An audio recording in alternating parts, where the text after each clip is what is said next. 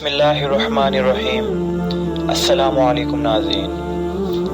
حافظ ابن کثیر رحمۃ اللہ اور حافظ ابن عساکر رحمۃ اللہ ایک واقعہ بیان کرتے ہیں کہ عبداللہ بن حذافہ رضی اللہ عنہ کو رومی کافروں نے قید کر لیا اور اپنے بادشاہ کے پاس پہنچا دیا۔ بادشاہ نے آپ سے کہا کہ تم نصرانی بن جاؤ، میں تمہیں اپنے راج پاٹ میں شریک کر لیتا ہوں اور اپنی شہزادی کو تمہارے نکاح میں دے دیتا ہوں۔ عبداللہ بن حذافہ رضی اللہ عنہ نے جواب دیا کہ یہ تو کیا، اگر تو اپنی بادشاہت مجھے دے دے اور تمام عرب کا راج بھی مجھے سونپ دے اور یہ چاہے کہ میں ایک آنکھ جھپکنے کے برابر بھی اپنے دین محمد صلی اللہ علیہ وآلہ وسلم سے پھر جاؤں تو یہ بھی ناممکن ہے۔ بادشاہ نے کہا پھر تجھے قتل کر دوں گا۔ حضرت عبداللہ بن حذافہ رضی اللہ عنہ نے جواب دیا کہ ہاں، یہ تجھے اختیار ہے۔ چنانچہ اسی وقت بادشاہ نے حکم دیا اسے صلیب پر چڑھا دو، اور تیر اندازوں نے قریب سے بحکم بادشاہ ان کے ہاتھ پاؤں اور جسم چھیدنا شروع کر دیا۔ بار بار کہا جاتا کہ اب بھی نصرانیت قبول کر لو، اور آپ پورے صبر و استقال کے ساتھ فرماتے کہ ہرگز نہیں۔ آخر بادشاہ نے حکم دیا کہ اسے سولی سے اتار لو اور پیتل کی بنی ہوئی دیگ خوب تپا کر آگ بنا کر لاؤ۔ چنانچہ وہ پیش ہوئی۔ بادشاہ نے ایک اور مسلمان قیدی کی بابت حکم دیا کہ اسے اس میں ڈال دو۔ اسی وقت حضرت عبداللہ بن حذافہ رضی اللہ عنہ کی موجودگی میں آپ کے دیکھتے ہوئے اس مسلمان قیدی کو اس میں ڈال دیا گیا۔ وہ مسکین صحابی اس وقت چومر ہو کر رہ گئے، گوشت پوست جل گیا اور ہڈیاں چمکنے لگی۔ پھر بادشاہ نے حضرت عبداللہ بن حذافہ رضی اللہ عنہ سے کہا کہ دیکھو اب بھی وقت ہے، بات مان لو اور ہمارا مذہب قبول کر لو، ورنہ اسی آگ کی دیگ میں اسی طرح تمہیں بھی ڈال کر جلا دیا جائے گا۔ آپ نے پھر بھی اپنے ایمان و جوش سے کام لے کر فرمایا کہ ناممکن ہے، میں اللہ کے دین کو چھوڑ دوں۔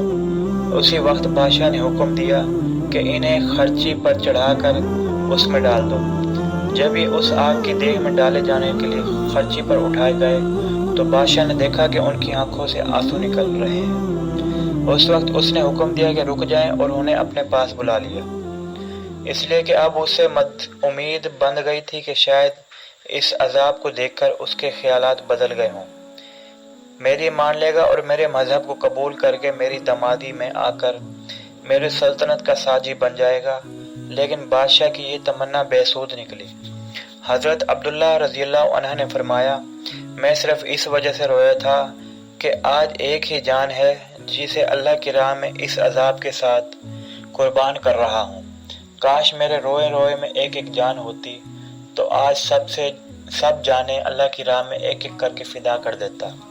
بعض روایت میں یہ ہے کہ آپ کو قید خانے میں رکھا اور کھانا پینا بند کر دیا۔ کئی دن بعد شراب اور خنزیر کا گوشت بھیجا، لیکن آپ نے اس بھوک پر بھی اس کی طرف توجہ تک نہ فرمائی۔ بادشاہ نے آپ کو بلا بھیجا اور اسے نہ کھانے کا سبب دریافت کیا تو آپ نے جواب دیا کہ اس حالت میں میرے لیے جائز تو ہو گیا ہے، لیکن مجھے تجھ جیسے دشمن کو اپنے بارے میں خوش ہونے کا موقع بھی نہیں دینا چاہیے۔ اب بادشاہ نے کہا اچھا تم میرے سر کا بوسہ لے لو تو میں تمہیں اور تمہارے ساتھ تمام قیدیوں کو رہا کر دیتا ہوں۔ آپ نے اسے قبول فرما لیا اور اس کے سر کا بوسہ لے لیا، اور بادشاہ نے بھی اپنا وعدہ پورا کیا، آپ کو اور آپ کے ساتھیوں کو چھوڑ دیا۔ حضرت عبداللہ بن حذافہ رضی اللہ عنہ یہاں سے آزاد ہو کر حضرت عمر فاروق رضی اللہ عنہ کے پاس پہنچے تو آپ نے انہیں بڑے ادب کے ساتھ ممبر رسول صلی اللہ علیہ وآلہ وسلم پر بٹھایا اور فرمایا کہ عبداللہ رضی اللہ عنہ اپنا واقعہ ہم کو سناؤ۔